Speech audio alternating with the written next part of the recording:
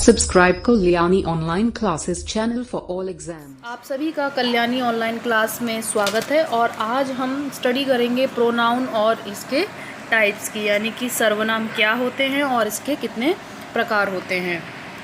तो प्रोनाउन क्या होता है? Pronoun is a word that is used in place of noun, यानी कि वे शब्द जो नाउन के स्थान पर इस्तेमाल किए जाते हैं वे सर्वनाम कहलाते हैं। वो वर्ड कौन कौन से हैं? जैसे I, we, you, he, she, they, it, ये वो 7 वर्ड हैं जो प्रोनाउन कहलाते हैं। अब हम ये देख लेते हैं कि प्रोनाउन कैसे नाउन के बदले यूज़ किए जाते हैं। जैसे कि फर्स्ट एग्जांपल यहाँ दिया हुआ है, Ram is a honest boy, he is intelligent also. तो राम यहाँ क्या है? यहाँ पर नाउन है और ही जो है वो प्रोनाउन वर्ड है और वो किसके लिए आया है? वो राम के लिए आया है। तो इसलिए देखा कि हमने कि जो प्रोनाउन होते हैं, प्रोनाउन वर्ड होते हैं, वो नाउन के बदले में इस्तेमाल किए जाते हैं। अब हम आगे चलते हैं और प्रोनाउन के टाइप्स या काइंड्स को देख लेते हैं। फर्स्ट है पर्सनल प्रोनाउन। पर्सनल प्रोनाउन को हिंदी में बोलते हैं पुरुषवाचक सर्वनाम। सेकंड है रिफ्लेक्सिव प्रोनाउन, मीन्स निजवाचक सर्वनाम। एम्फेटिक प्रोनाउन, निश्चितवाचक सर्वनाम। नेक्स्ट है रेसिप्रोकल प्रोनाउन, परस्परतावाचक सर्वनाम। नेक्स्ट है डेमोन्स्ट्रेटिव प्रोनाउन, संकेतवाचक सर्वनाम। इंडेफिनिट प्रोनाउन, अनिश्चितवाचक सर्वनाम। इंटेरोगेटिव प्रोनाउन, प्रश्नवाचक सर्वनाम। डिस्ट्रीब्यूटिव प्रोनाउन, व्यष्टिवाचक सर्वनाम या इसे विभाजकवाचक सर्वनाम के नाम से भी जाना जाता है। दूसरा है रिलेटिव प्रोनाउन, यानी संबंधवाचक सर्वनाम। नेक्स्ट है एक्सक्लेमेटरी प्रोनाउन, यानी कि विस्मयवाचक सर्वनाम। अब हम ये देख लेते हैं कि पर्सनल प्रोनाउन क्या होते हैं, यानी कि पुरुषवाचक सर्वनाम क्या होते हैं। Pronoun which are used in place of names of person और things are called personal pronouns, यानी कि वे प्रोनाउन जो किसी व्यक्ति या वस्तु के लिए प्रयोग किया जाता है वह पर्सनल प्रोनाउन कहलाते हैं। जैसे कि आई एम ए बॉय, तो यहाँ पर आई जो है वो बॉय के लिए यूज़ किया गया है। You are a girl, you जो है वो गर्ल के लिए यूज़ किया गया है। He is a man, he use किया गया है मैन के लिए। तो अब देखते हैं कि ये जो फॉर्म्स ऑफ पर्सनल प्रोनाउन क्या होती हैं। तो पर्सन जो होते हैं वो 3 पार्ट में डिवाइड किए गए हैं। First person, second person, third person. First person वे पर्सन होते हैं जो कि बात कहते हैं, और सेकंड पर्सन जिनसे बात की जाती है, और थर्ड पर्सन जिनकी बात कही जाती है या जिनके लिए बात कही जाती है। तो प्रोनाउन 7 होते हैं, I, we, you, he, she, they, it, ये 7 प्रोनाउन हैं। इनको प्रत्येक को नॉमिनेटिव केस, ऑब्जेक्टिव केस और पजेसिव केस में डिवाइड किया गया है। तो नॉमिनेटिव केस को सब्जेक्टिव केस भी कहते हैं और वाक्य में प्रोनाउन का यूज़ नॉमिनेटिव केस यानी कि कर्ता कारक भी कहते हैं और सब्जेक्टिव केस भी कहते हैं। ऑब्जेक्टिव केस मीन्स कर्म कारक और पजेसिव केस मीन्स संबंध कारक की तरह वाक्य में इनका यूज़ किया जाता है। और हमें यदि करेक्ट इंग्लिश लिखनी है तो हमें इन प्रोनाउन का सही यूज़ करना बहुत ही आवश्यक है, इसलिए हमने यहाँ फॉर्म्स ऑफ पर्सनल प्रोनाउन दी हुई हैं। तो हम यहाँ देखते हैं आई जो प्रोनाउन है उसका सब्जेक्टिव केस या फिर नॉमिनेटिव केस आई ही होता है, फिर ऑब्जेक्टिव केस मी होता है और उसका पजेसिव केस माई और माइन होता है। फिर सेकंड वी का nominative case we, objective case us और पजेसिव केस आर और आर्स। फिर सेकंड पर्सन में यू आता है, इसका nominative case you, objective case your और पजेसिव केस योर और योर्स होता है। फिर थर्ड पर्सन में ही का nominative case he, objective case him और पजेसिव केस हिम। शी का nominative case she, objective case her, her और हर्स के पजेसिव केस हैं। नॉमिनेटिव केस में दे का दे, ऑब्जेक्टिव में देम और पजेसिव केस में देयर और देयर्स। फिर इट आता है, इट का nominative case it, objective case it और पजेसिव केस इट्स होता है। फिर नेक्स्ट है रिफ्लेक्सिव प्रोनाउन। रिफ्लेक्सिव प्रोनाउन का जो वर्ड होता है ये हम समझ लें हिंदी में, इसका मतलब स्वयं से होता है, स्वयं। तो they are called reflexive pronoun because action done by the subject turn back reflects upon the subject. इसका मतलब यह है कि जब काम करने का प्रभाव स्वयं कर्ता पर पड़ता है, यानी काम करने का प्रभाव स्वयं कर्ता पर जब पड़े तब वहाँ पर रिफ्लेक्सिव प्रोनाउन कहा जाता है। अब रिफ्लेक्सिव प्रोनाउन जो होते हैं वो कैसे बनते हैं, जैसे माई, योर, हिम, हर, इट। अगर इनमें हम सेल्फ लगा दें तो क्या हो जाएगा, my self, your self, him self, her self, it self. इसी तरीके से जो प्लूरल प्रोनाउन हैं जैसे कि आर, योर, देम, इनमें हम सेल्फ्स लगा देंगे। सिंगुलर में हम सेल्फ लगाते हैं और प्लूरल में हम सेल्फ्स लगाते हैं। तो आर का हो जाएगा our selfs, your selfs, them सेल्फ्स।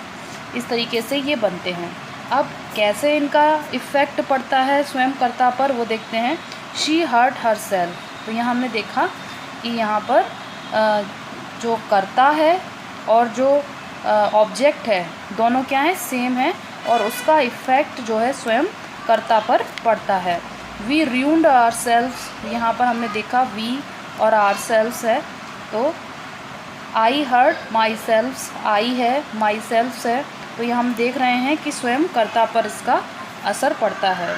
और ये ऑब्जेक्ट की तरह ही हमेशा यूज़ होते हैं, सब्जेक्ट, सब्जेक्ट, वर्ब और ऑब्जेक्ट। तो हम यहाँ देख रहे हैं कि ये ऑब्जेक्ट की तरह यूज़ होते हैं और हमेशा अपने सब्जेक्ट को ही व्यक्त करते हैं। हर सेल्फ व्यक्त कर रहा है शी को, और सेल्फ व्यक्त कर रहा है वी को, और माई सेल्फ किसको व्यक्त कर रहा है, आई को व्यक्त कर रहा है।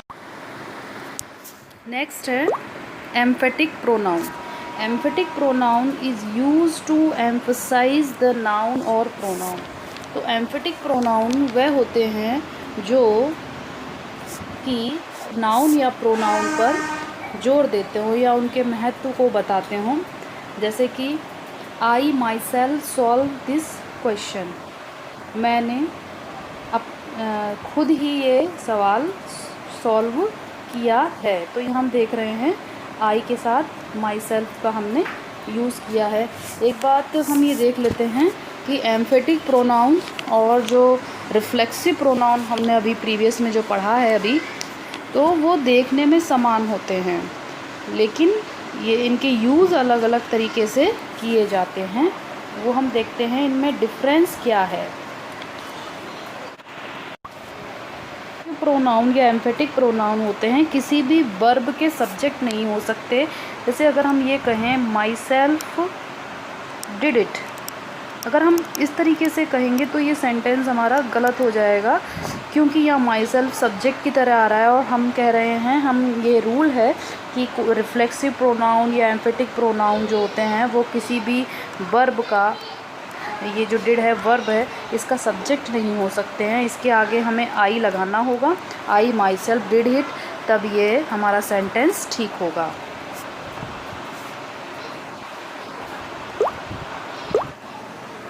नेक्स्ट है reciprocal pronoun.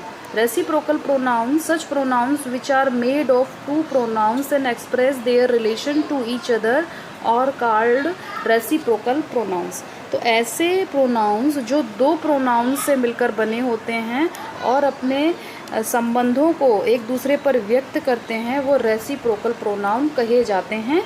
They are used for action और फीलिंग्स दैट आर रेसिप्रोकेटेड। वह ऐसे कुछ कार्यों के लिए या फीलिंग्स के लिए यूज़ किए जाते हैं जो आपस में परस्पर बदली जा सकती हैं, लेन देन किया जा सकता है, जिनका अदला बदली की जा सकती है।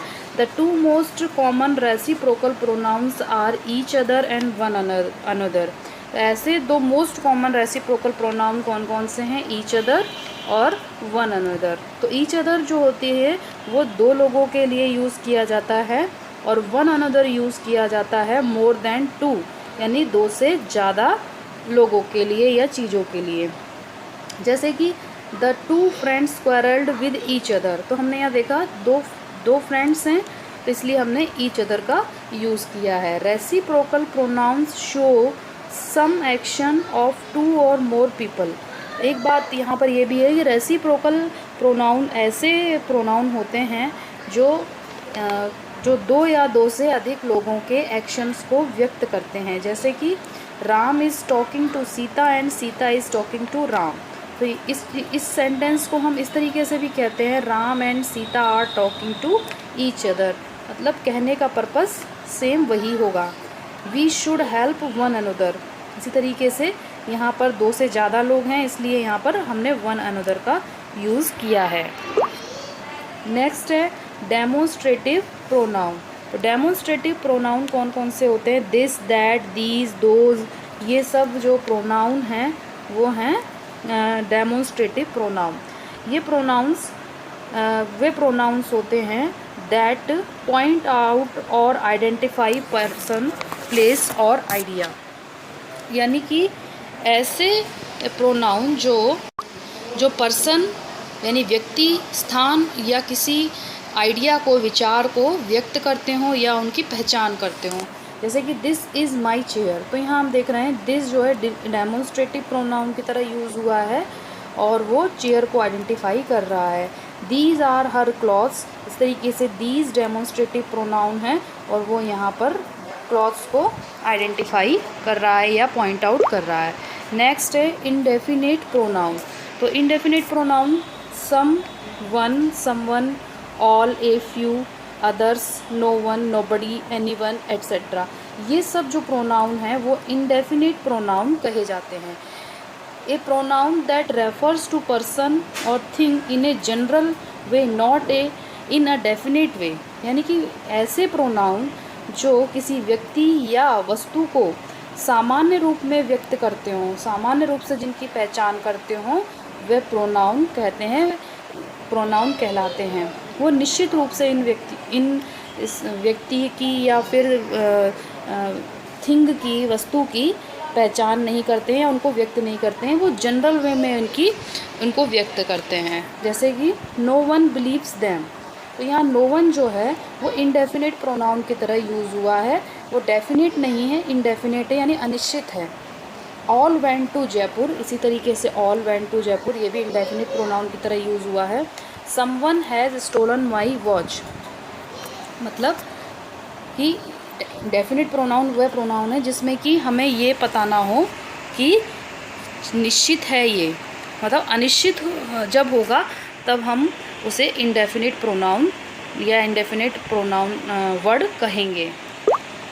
फिर नेक्स्ट है interrogative pronoun. Interrogative pronoun who, हुम, हुज, विच, व्हाट, ये जो होते हैं वो इंटेरोगेटिव प्रोनाउन कहे जाते हैं। तो interrogative pronoun are used for making queries और asking question. Interrogative pronouns queries करने के लिए या प्रश्न पूछने के लिए यूज़ किए जाते हैं।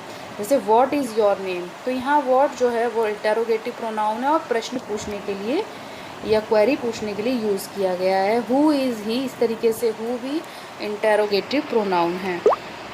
नेक्स्ट है डिस्ट्रीब्यूटिव प्रोनाउन। डिस्ट्रीब्यूटिव प्रोनाउन कौन से हैं? Each, everyone, either, neither. Distributive pronoun the pronoun which refers to person और things one at a time और कॉल्ड डिस्ट्रीब्यूटिव प्रोनाउन। ऐसे प्रोनाउन जो किसी व्यक्ति या वस्तुओं को एक समय में एक ही वस्तु के बारे में बताएं, वो डिस्ट्रीब्यूटिव प्रोनाउन कहे जाते हैं। जैसे each girl was given a prize, तो हम यहाँ देख रहे हैं ईच जो है वो डिस्ट्रीब्यूटिव प्रोनाउन है। She can neither see TV nor play, इस तरीके से नाइदर जो है वो भी डिस्ट्रीब्यूटिव प्रोनाउन है और नाइदर के साथ हमेशा नॉर का यूज़ किया जाता है। तो हमने यहाँ देखा कि डिस्ट्रीब्यूटिव प्रोनाउन वे प्रोनाउन होते हैं जिनका प्रयोग दो या दो में से किसी एक को अलग करने के लिए किया जाता है। नेक्स्ट है रिलेटिव प्रोनाउन। तो रिलेटिव प्रोनाउन कौन से हैं? Who, which, that, what, whom are the relative pronouns. ये सब जो हैं रिलेटिव प्रोनाउंस हैं। They refer to noun that is going before which is called its antecedent. वो ऐसे किसी नाउन को व्यक्त करते हैं जो कि प्रोनाउन से पहले आता है और इसका एंटीसीडेंट यानी इसका पूर्ववर्ती भी होता है। जैसे कि I know the man who is standing near the tree. तो यहाँ हम देख रहे हैं मैन क्या है? नाउन है और हु से पहले आया हुआ है और इसका वो एंटीसीडेंट कहा जाएगा। तो I know the man who is standing near the tree, ये जो होते हैं वो नाउन के स्थान पर आकर नाउन की जो रिपीटिशन को होने से रोकते हैं और दो वाक्यों को जोड़ने का काम भी करते हैं। सेकंड एग्जांपल है I have found the bag which was stolen. तो इसी तरीके से हम देख रहे हैं द बैग जो है वो एक नाउन है और विच जो है वो क्या है? एक रिलेटिव प्रोनाउन है। Exclamatory pronoun. A pronoun used as an exclamation is called an exclamatory pronoun. ऐसे प्रोनाउन जो एक्सक्लेमेशन के लिए यूज़ किए जाएं वह एक्सक्लेमेटरी प्रोनाउन कहे जाते हैं। जैसे कि किसी वाक्य में ऐसे शब्द आएँ जो कि हमारी प्रसन्नता व्यक्त करें या हमारा दुख व्यक्त करें या फिर हमारी प्रशंसा बताएं, हमारी फीलिंग्स को बताएं, सडन फीलिंग्स को बताएं, वो एक्सक्लेमेटरी प्रोनाउन कहे जाते हैं। तो और इनके लास्ट में जो होता है एक्सक्लेमेशन पॉइंट वो प्लेस करना बहुत ज़रूरी होता है, इसेंशियल है वो। How beautiful the city is. तो यहाँ हमने देखा कि हाउ जो है एक्सक्लेमेटरी प्रोनाउन की तरह यूज़ हुआ है और इसके बाद हमने इज एक्सक्लेमेटरी मार्क इसके बाद एक्सक्लेमेटरी मार्क्स भी लगाया है। What you lost the chain. तो यहाँ हम देख रहे हैं कि वॉट जो है एक्सक्लेमेटरी प्रोनाउन की तरह यूज़ हुआ है और हमने एक्सक्लेमेटरी मार्क भी लगाया है। तो ये थे प्रोनाउन और प्रोनाउन के टाइप्स। अगर आपको हमारा वीडियो पसंद आया हो तो आप इसे लाइक करिए, अधिक से अधिक शेयर करिए और हमारे चैनल को सब्सक्राइब करिए। Thank you.